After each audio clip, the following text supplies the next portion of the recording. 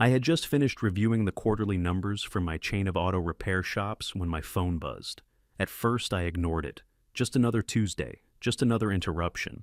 But then my secretary popped in and said, "It's Grace from Elegant Events. She says it's urgent." The name didn't ring a bell at first. I almost waved it off. I wasn't planning any parties. I wasn't getting married. Then it clicked. Nathan. My younger brother was getting married in a month, and Grace must have been the wedding planner. I had quietly wired over $48,000 for the deposit. Nathan and his fiancée were strapped, and Mom had asked me to help.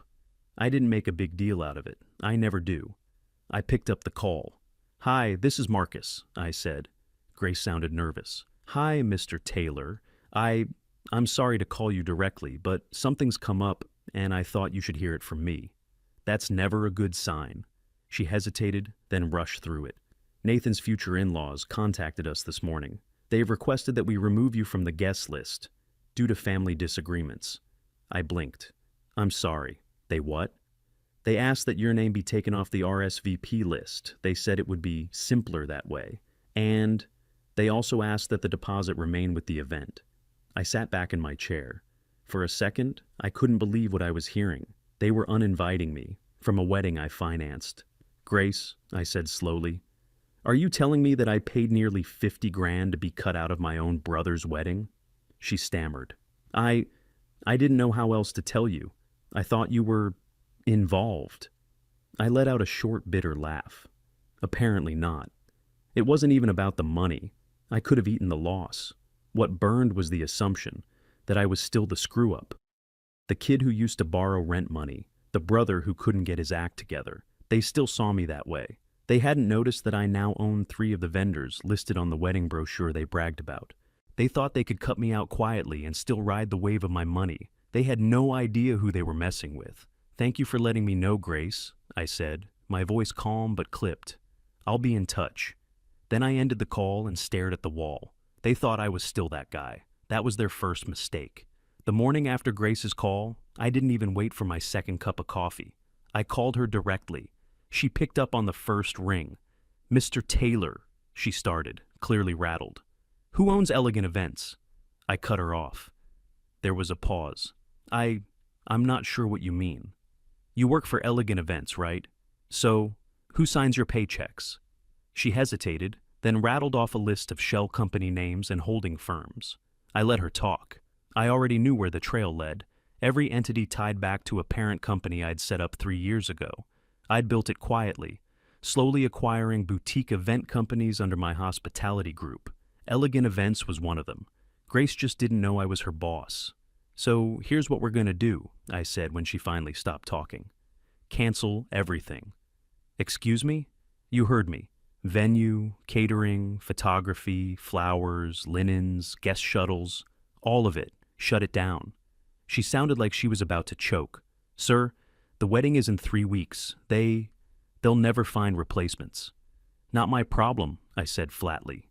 "But everything's been finalized. Some of the vendors, well, they're actually owned by the same group." "I know." I leaned back in my chair. "They're mine too."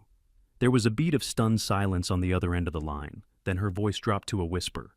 "Wait, you own?" "All of it," I said. "You don't need to verify it. Just follow the instruction. Effective immediately, cancel all services for Nathan Taylor and Laura Penner's wedding. Full stop." "Sir, what should I tell them?" "Tell them the person who was uninvited decided not to foot the bill." I let that hang in the air for a second. Then I continued. "Any deposits from guests should be refunded. Any outstanding balance from Nathan's side. You can charge that minus 48 grand as a cancellation fee. Make sure it's itemized. I want it clean." She sounded like she was spinning. I'll need to talk to legal about."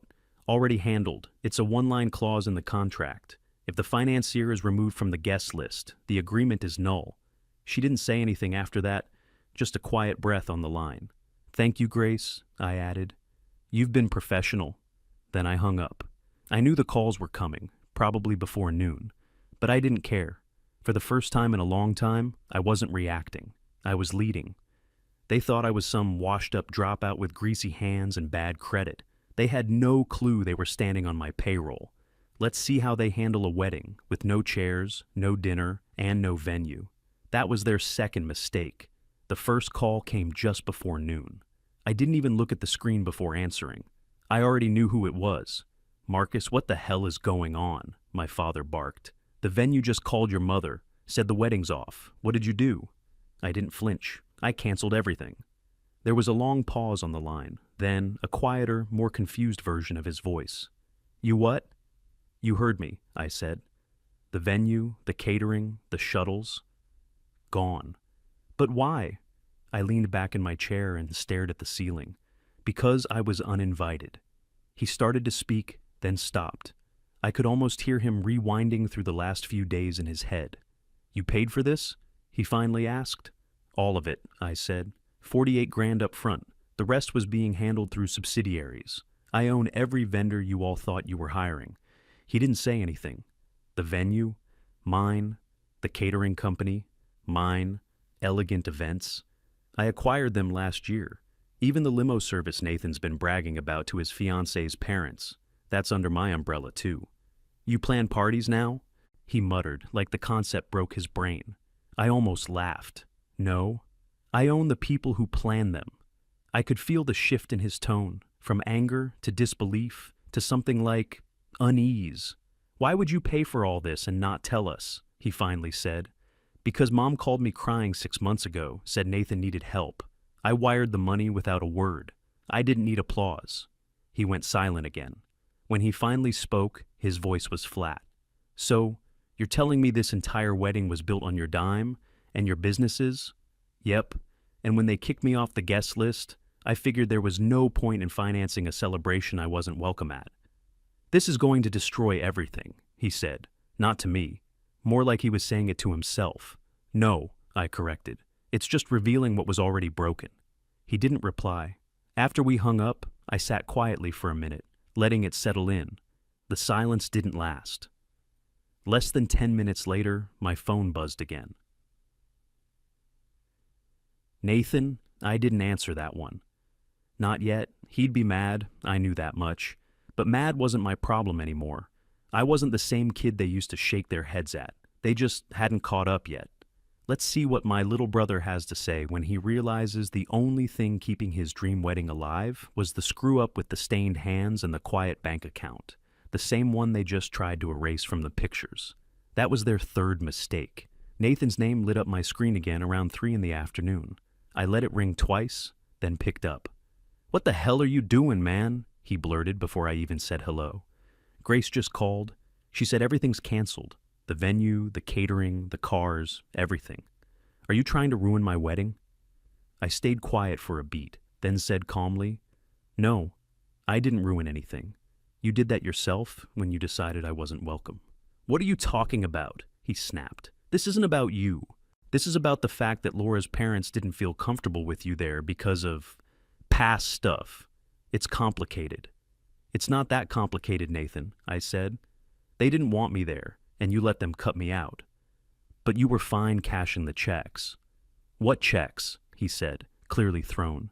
"You didn't—" "Wait, what are you saying?" I leaned forward, resting my elbows on the desk. "Mom called me 6 months ago, said you were short on the venue deposit. I wired $48,000 into the planner's account that night." He went silent. "You didn't know, because I didn't say anything. I didn't want credit. I just wanted to help." More silence. Then, You gave Grace that money? The deposit came from you?" "All of it, and not just the deposit. The venue, the flowers, the caterers. They're all under businesses I own. Every last piece of your wedding was handled by my companies." "Jesus Christ," he muttered. "Are you serious?" I nodded, even though he couldn't see me. Dead serious. And now that I've been officially uninvited, I pulled the plug. No invite, no wedding. "You can't just do that," he exploded. "There are guests flying in. Laura's family has been bragging about this for months." I didn't flinch.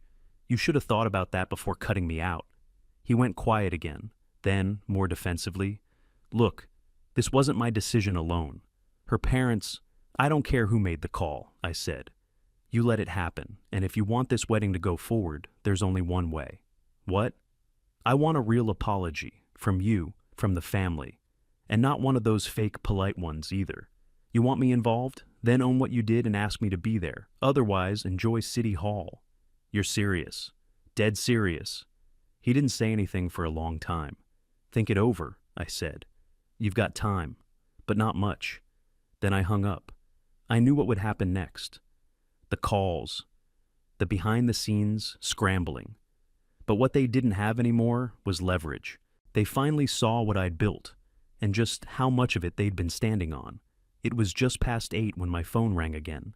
This time, it wasn't Nathan. It was Laura. I considered ignoring it, but something about seeing her name on the screen gave me pause. She hadn't called before. She hadn't said a word, far as I knew, and I was curious. I picked up. Hello? Hi, Marcus, she said quietly. Her voice was soft, not the defensive tone I expected after Nathan's call. Do you have a second? Sure, I said, keeping my tone neutral. I wanted to talk to you directly, not through Nathan, not through anyone else. I didn't say anything, just waited. She took a breath. I had no idea you paid for any of this. The deposit, the vendors, all of it. I didn't know. Figured you didn't, I said. And I didn't know you owned the planning company, she added, or the catering business, or any of it, really. I just thought that I was some burnout with a bad attitude, I said, not even bitter, just stating it. There was a pause on her end. Honestly? Yeah, that's what Nathan always made it sound like. He said you were doing okay now, but that you used to be kind of unstable. I almost laughed. Unstable. That's one way to rewrite family history. I'm sorry, she said. That's not fair. I didn't know you'd built something like this. I didn't know you'd done so much for this wedding. If I had, I wouldn't have let anyone uninvite you. That's on me too. Her words were awkward, but they sounded real. She wasn't calling to spin anything. She was calling to face it. I know we messed up, she continued. I know Nathan did. He's still trying to catch up with what this means. I think we all are. Laura, I said, I didn't pull the plug to punish you. I did it because I was being used. If I'm not family enough to sit at the table, then I'm not family enough to foot the bill. That makes sense, she said. It does. But if there's a way to make it right, I want to try. We want you there. Not because of the money, because we were wrong. I leaned back in my chair and let that sink in. I'll think about it, I said. That's all I can ask. We hung up after that. No big promises, no emotional theatrics, just the first crack in the wall. She had looked past the assumptions and finally seen the person standing on the other side. The next morning started with a call from Grace. Mr. Taylor, she said carefully. They've agreed to your terms. I didn't respond right away. I was sitting in my office, sipping coffee, watching the light spill across the floor. I let the silence stretch. They've wired a new deposit, $190,000, she added. It's for one of your premium venues, the smallest one available this close to the date. I nodded slowly. Good. Let's make sure everything's in motion. But this time, they get what they pay for. No upgrades, no special favors. Understood, she said. Before she could hang up, I added, and Grace, keep it professional. No side favors, no courtesy discounts. Full price across the board. Absolutely, she said, then hung up. I sat there for a minute longer, letting it settle in. They had caved. That didn't surprise me. What did surprise me came an hour later when I got a text from Mom. Mom, we want to meet, in person, all of us. I stared at the screen for a second, then another message came in, this time from Nathan. Nathan, we talked about everything last night. I want to apologize properly. And, if it's not too late, I'd really like you to be my best man. That part hit a little harder than I expected. Not because of the words, but because of what it meant. He was finally asking me to stand beside him. Not because I paid for it. Not because Mom told him to. But because he wanted me there. Still, I didn't answer right away. I texted back just one line, Saturday.noon. My place, the restaurant, no address, no directions. If they didn't know where it was, they could look it up. I wasn't hiding anymore. The place I picked was my flagship location. Waterfront views, custom-designed interior, Michelin-starred chef in the kitchen, the kind of space you don't stumble into by accident, and I wanted them to see it, all of it. Not to gloat. Not really. but because they needed to know. This wasn't luck. This wasn't some fluke win. This was mine, built from the ground up, quietly. While they all thought I was still stuck in neutral, Saturday was 3 days away, plenty of time for them to squirm, to run through every version of what they might say. But I wasn't nervous. I'd already lived through the worst of it. They could bring their apologies, their explanations, their regret. I'd bring the bill and the view. Saturday arrived clear and bright, the kind of day that made the harbor view from my restaurant look like something out of a magazine. I'd reserved the private dining room upstairs, the one with floor-to-ceiling windows overlooking the water, polished walnut floors, and a long glass table that shimmered beneath custom lighting. I wanted the atmosphere to speak before I ever said a word. They arrived a few minutes late. Nathan came in first, looking sheepish in a navy blazer that didn't quite sit right. Laura followed close behind, holding his hand but glancing around like she wasn't sure if they'd walked into a restaurant or a reckoning. My parents were last, Mom in pearls, Dad in an ironed shirt I hadn't seen him wear since someone else's retirement party. They all stopped just inside the door. "You own this place?" my mom asked, her voice too quiet. "Yeah," I said, standing to greet them. "This is mine." They sat down slowly, like people unsure if the chairs were really for them. The server brought out the starters, crab cakes, duck spring rolls, and a house-made sourdough with whipped honey butter. Nobody touched anything right away. Dad cleared his throat first. "We didn't know, Marcus," he said, "about all this. The businesses, the money, any of it." "That was the point," I said. Mom pressed her napkin into her lap like it had insulted her. "We thought you were still figuring things out." "I was," I said, "and then I figured it out without any of you." Silence. Laura looked down. Nathan picked at the corner of his plate. "I'm sorry," he said finally. "Really? I know I handled things wrong. I didn't know the money came from you. I didn't know what you'd built. I always saw you as the guy who dropped out, who drifted." "Because that's what everyone kept saying," I replied, "and you never questioned it." He nodded. "You're right, I didn't. I should have."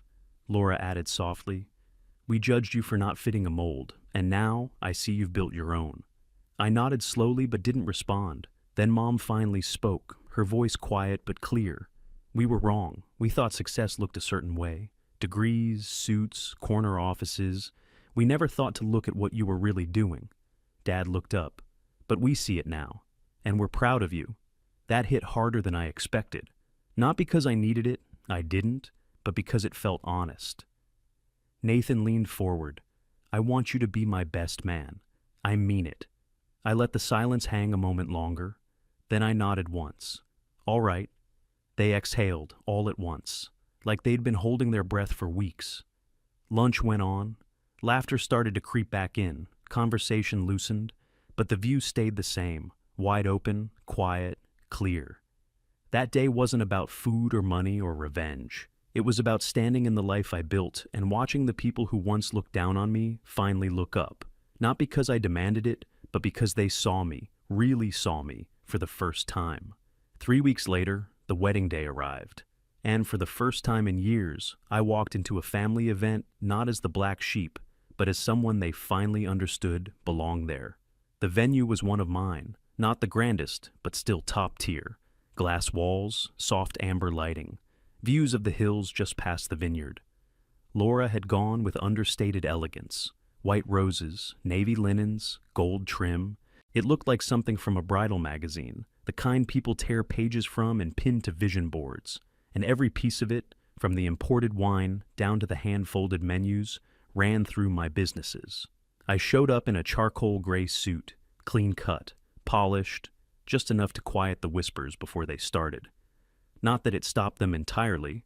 I heard a few as I walked through the door. "Isn't that Nathan's brother? I heard he paid for the last venue and owns this one. I thought he was some kind of mechanic."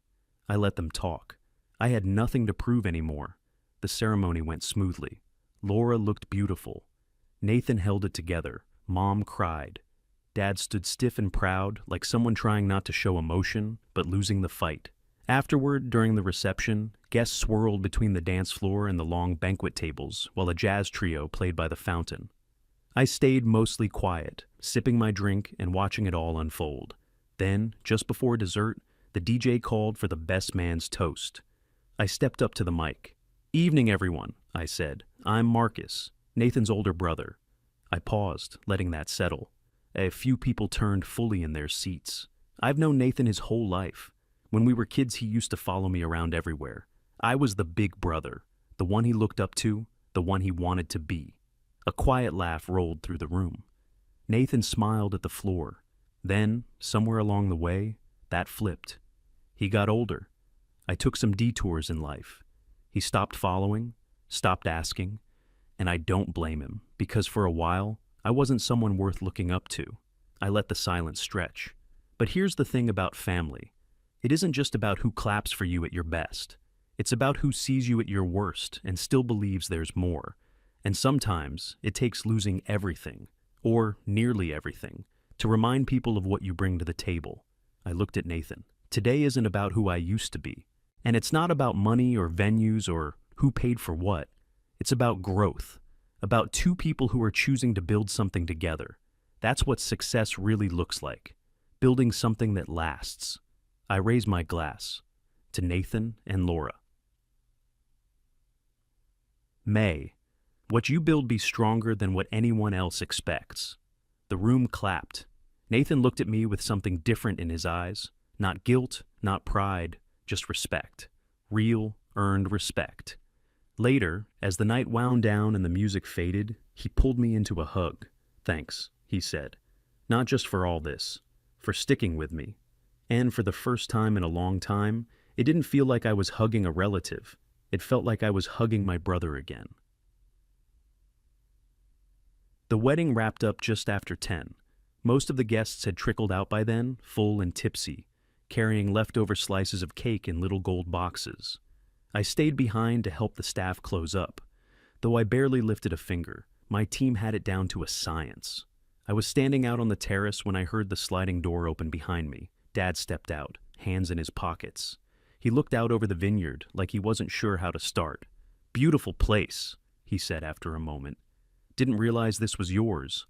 I nodded. "One of several." He gave a low, tired chuckle, then turned to me. "Can I ask you something?" "Sure." He hesitated, then said, "Why didn't you just tell us?" I looked at him. He didn't sound angry, just confused, almost regretful. "You mean about the businesses?" "All of it," he said. "The money, the success, this whole world you built. Why keep it hidden?" I shrugged, still watching the dark hills. "Because if I had told you, you would have just seen the money, not me." He didn't respond. "I wanted respect," I continued. "Not because of what I owned, but because of who I was. And I knew if I flashed a bank account or a title, it'd change the way you talked to me. But not because anything about me had changed, just the number at the bottom of a spreadsheet." He was quiet for a long time. Then finally he said, "We failed you." I turned to look at him. "But you didn't fail us," he added, his voice barely above a whisper. "You did right by all of us, even when we didn't deserve it." That landed heavier than I expected. He clapped a hand on my shoulder, a simple, rough gesture. "I'm proud of you, not for the suits, not for the buildings, for sticking to your word, for standing on your own." I nodded once, not trusting myself to speak. Later that night, after I got home and kicked off my shoes, a text lit up on my phone. It was from Nathan. "Nathan, thanks for everything. I'm lucky to have you as a brother. And you know what? For the first time in a long while, I actually felt like one." By Monday morning, the wedding photos were everywhere. Instagram, Facebook, even tagged in a few by vendors I technically owned. There I was in the background of more than a dozen pictures, laughing with Nathan, raising a glass during the toast, standing beside him in a perfectly tailored suit as he kissed his new wife. My phone buzzed nonstop. Messages from Mom, Dad, Laura. Nathan, Dad. "Dinner this week, just us. No drama." Laura, "Thank you for everything. You saved our wedding." Mom, "We're thinking Italian on Thursday. Let us know what works." I hadn't decided yet, but I smiled reading them. I stood by the window of my condo, coffee in hand, watching the skyline come to life. Same view as always. Steel, light, the low hum of traffic. But something about it felt different now. Lighter, People used to say I was hard to reach, that I kept to myself too much. But the truth was, I wasn't hiding. I was building. Quietly. Patiently. While they all assumed I was drifting, I was stacking brick after brick into something solid. They thought I had something to prove. I didn't. I didn't need a wedding toast to validate my choices, or an apology dinner to fix old wounds. But I took both because it wasn't about pride anymore. It was about care. Real care. The kind that shows up even when people don't clap for you, even when they don't understand what you're doing. And maybe now, just maybe, they were starting to understand. The black sheep didn't just find his way back to the flock. He built the damn fence, and this time, they were the ones asking to come in.